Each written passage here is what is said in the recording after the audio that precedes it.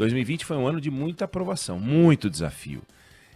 E eles estão aí colocados, né? A gente arbitra que a gente chega no dia 31 de dezembro de 2020 e que a partir de amanhã estamos num outro momento, né? Como o Band News no meio do dia. A gente começa ao meio-dia, quando dá 1 e pouquinho, né? Variando entre 1 e 1h26, né? A gente começa o segundo momento. Então, 2021 pode ser um segundo momento de 2020, pode ser uma coisa diferente, vai depender muito da forma como a gente vai enfrentar os nossos desafios, da forma como as pessoas encarregadas de enfrentar os desafios, alguns deles, infelizmente, não estão nas nossas mãos, vão enfrentar os desafios, são as nossas provações. E o que está na nossa frente e que a gente tem que olhar, e eu quero discutir um item em particular, mas o que está na nossa frente? A gente tem uma provação econômica, a gente tem um grande desafio econômico pela frente. O Brasil não sabe o que é crescimento econômico consistente, e eu me refiro a crescer 10 anos seguidos, vai. Isso é assim, é ser consistente. Desde a década de 60, a gente cresceu de forma consistente entre 68 e 76, 67, 76. Então, final dos anos 60 até quase o final dos anos 70, a gente cresceu. O ano em que a gente cresceu menos nesse período foi 8%, ó, 8% num ano, Débora. E o ano que a gente mais cresceu foi quase 14, 13,90, não sei o que, 14, de 8% a 14%. Imagina, 8 anos ou 9 anos crescendo de 8% a 14%. O Brasil mudou de patamar. Desde aquele tempo a gente não sabe o que é isso. A gente conheceu alguns crescimentos. A gente conheceu o crescimento de 7,5% em 2010, vindo de uma crise muito ruim. A gente conheceu um crescimento de quase 4% em 2011, que a gente já está festejando 3%, né? Em 2013 a gente cresceu 3%. Desde então, é essa coisa. Ou a gente perdeu o PIB, 2015, em 2014 cresceu 0,5%. Ou a gente perdeu o PIB, 2015, 2016, ou a gente cresceu medíocre, 1%, que foi 17, 18, 19, e esse ano a gente vai cair de novo. O mundo está caindo esse ano. Mas esse é um desafio econômico no Brasil, voltar a crescer. Não dá para botar a culpa na Covid. Se a gente não cresce de forma consistente desde 1976, como é que a gente vai botar a culpa na Covid, né? A Covid tem poucos meses na nossa vida. A gente simplesmente tem problemas graves. E esses problemas econômicos estão aí. A gente não tem crescimento, a gente não tem produtividade, a gente não faz as reformas. Quer parar de falar das reformas? Faz a reforma. Faz a reforma administrativa, a gente não fala mais. A gente não fala mais da reforma da Previdência, né? A gente parou de falar. Mas as outras reformas estão aí e a gente não enfrenta. Então esse é um grande desafio, uma provação que está aí e a gente precisa encarar de frente. Tem uma outra que é social, decorre dessa, mas com essa não se confunde necessariamente, porque é uma outra. São as desigualdades de renda, né? É a renda baixa e desigual. Um país de renda baixa e desigual. Você quer duas perversidades maiores? Um país rico como esse, riquíssimo. E, no entanto, as pessoas têm uma renda baixa e é desigual. Desigualdade entre homens e mulheres, desigualdades entre brancos ou não negros e negros. Desigualdades regionais brutais. Não é um país homogêneo. A gente tem a mesma língua, mas falando uma só língua a gente não se entende. Tá aí, desigualdades sociais. Desigualdades, provações, né? Estruturais. É absurdo você imaginar que para você se deslocar em certas regiões, você depende ainda de estradas de uma pista para ir, uma para voltar num país como esse. Em outros tempos, a gente festejaria isso. Olha que bacana, a gente tem estrada pavimentada. Aliás, o Brasil tem uma taxa de pavimentação baixíssima, 12%, 13% das estradas brasileiras são pavimentadas. É muito pouco. Então, é um desafio estrutural. Como é que você faz para uma fazenda altamente produtiva, né? Uma propriedade que consegue taxas de produtividade altas com grãos, colocar esses grãos no porto a um custo menor para a gente poder brigar por mercado lá fora e fazer mais PIB e fazer o país enriquecer e aumentar a renda e diminuir as desigualdades. Como faz isso? Precisa ter ponte, precisa ter estrada, precisa ter ferrovia. Cadê as ferrovias brasileiras? Não tem ferrovia. E tá aí, oportunidade para fazer, gente querendo investir, dinheiro lá fora não falta, só que não falta, mas você sabe, aquele restaurante que está aberto e ninguém vai, do lado tem um super cheio, mas um vazio, Não é burrice das pessoas. As pessoas sabem que para comer bem vão naquele que está cheio. Não é à toa que está cheio. E o outro que está vazio, está vazio. O Brasil não pode ser um restaurante vazio, mas hoje o Brasil tem um pouco disso. Dinheiro tem de sobra, por que ele não vem para cá em quantidade? Por que ele se espalha? E por que aqueles põem só um pouquinho? Medo, receio, aprovação estrutural. Tem a ver com segurança jurídica, aquelas histórias que a gente conversa sempre, mas a gente tem também uma aprovação político-eleitoral. A gente não para de falar da sucessão de 2022 desde a eleição de 2018. O Bolsonaro ganhou a eleição em 2018 e a gente já começou a falar de 2022. É incrível, é a primeira vez na história que a gente está em eterna eleição, estado de eleição, tensão. É um ambiente tóxico, faz mal isso, mas é o que a gente tem.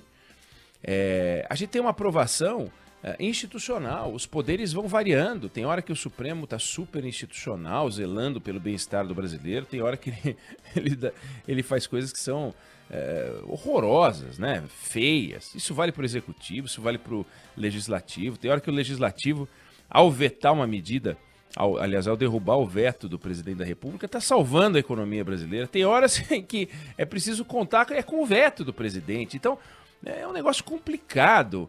E tem hora que a gente tem que contar com o Supremo. Vamos torcer para o Supremo derrubar. E tem hora que a gente tem que falar, vamos torcer para o Supremo não se meter. É tudo ao sabor dos momentos. Porque os poderes não fazem os seus papéis como deveriam fazer. É um negócio complicado. E como é que a gente lida com tudo isso, né? Como é que a gente convive com esses desafios, com essas provações econômica, social, estrutural, político-eleitoral, institucional e outras que a gente poderia citar aqui?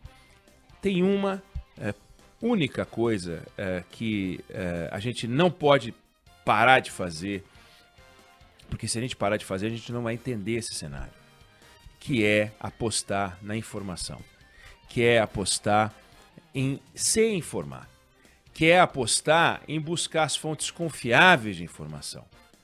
E é isso que a gente está fazendo aqui, é isso que você que está nos ouvindo está fazendo aqui, para poder compartilhar com seus amigos a informação de qualidade, checar antes. Então, a quantidade de desinformação é muito grande. E aí a gente tem que saber separar o que é desinformação, o que é uma notícia falsa, o que é uma notícia errada. É diferente, né? Por exemplo, uma notícia falsa, qualquer um pode divulgar, mas desde que de boa fé. Achava que era verdadeira, mas ela se revelou falsa. Dá para você divulgar isso por engano.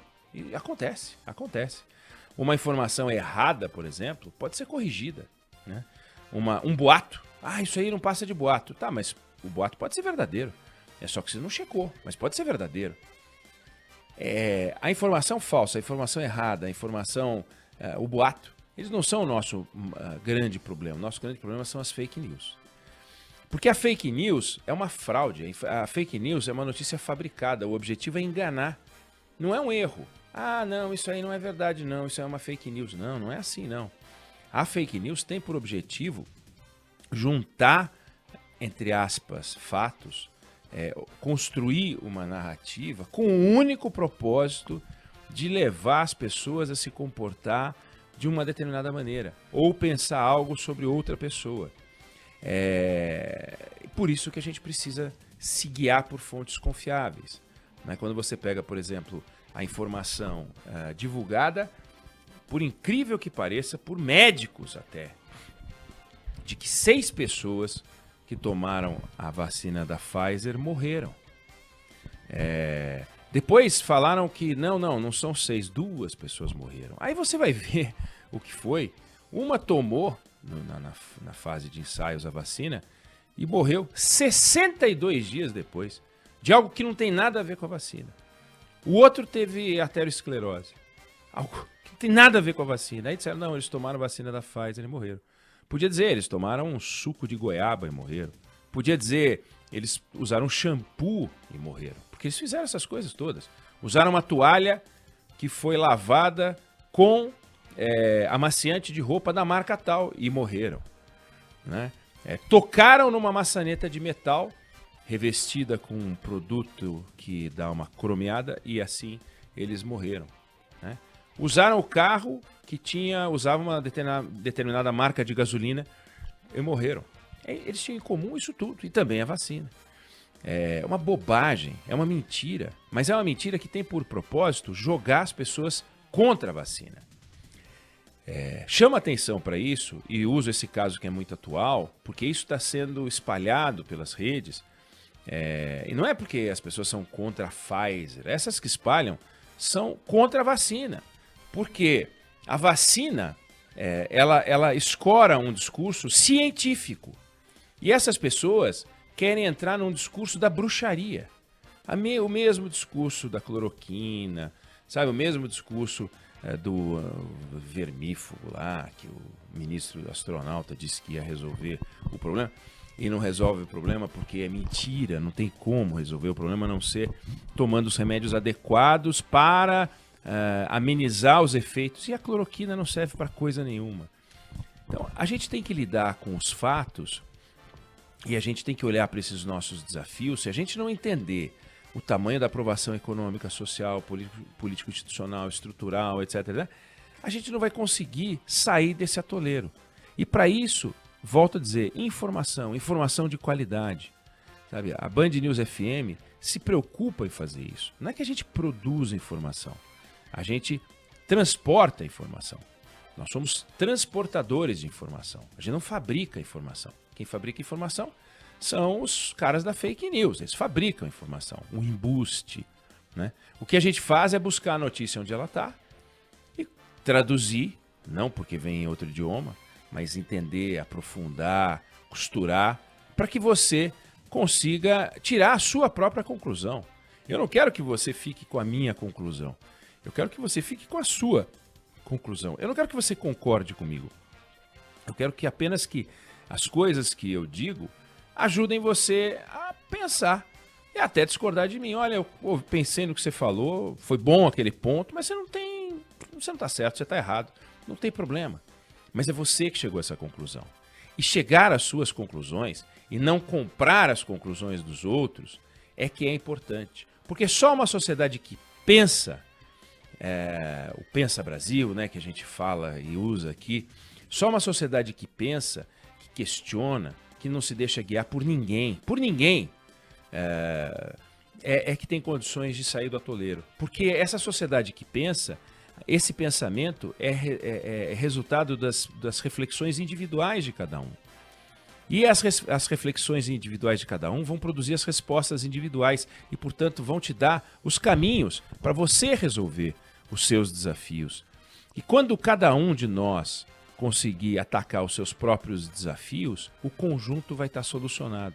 E a gente vai ser muito mais crítico com aquele governante federal, estadual, municipal, com aquele candidato a presidente, governador, prefeito, senador, deputado federal, estadual e Blerg, vereador, para que a gente possa cobrar desses caras com mais informação, com mais força, com mais firmeza. E para isso, informação. Então, se eu posso desejar alguma coisa para 2021, é que vocês tenham naturalmente saúde, para que a vacina chegue o quanto antes. É lamentável o que está acontecendo com a velocidade da chegada da vacina no Brasil. Vamos torcer para que esse ministro da Saúde não emplaque a Páscoa como ministro da Saúde, mas que conviva entre os seus familiares na Páscoa, longe do Ministério da Saúde. Vamos torcer, né, para que o presidente entregue o Ministério da Saúde a alguém mais qualificado, mais capaz, mais responsável do que esse que aí está. Isso eu desejo, realmente. Mas eu desejo que você também entre em 2021 mais crítico, mais reflexivo, mais cri-cri, sabe? Mais apaixonado pelos seus projetos, mais encantado com as alternativas que a sua vida pode oferecer, mais crítico com o que os outros dizem, com o que eu digo, com o que você escuta, com o que você lê, com o que o seu amigo diz, com o que a sua mulher diz, o seu marido, seu namorado, sua namorada, seu irmão. Porque é refletindo sobre o que a gente escuta que a gente consegue dar a volta por cima. A sociedade livre é a sociedade que se dá o direito de, em vez de se conformar com a exclamação que vem de fora, é colocar no lugar uma grande interrogação. Mas será? Mas será que é assim mesmo? E assim pensar para chegar numa resposta que seja a sua própria resposta.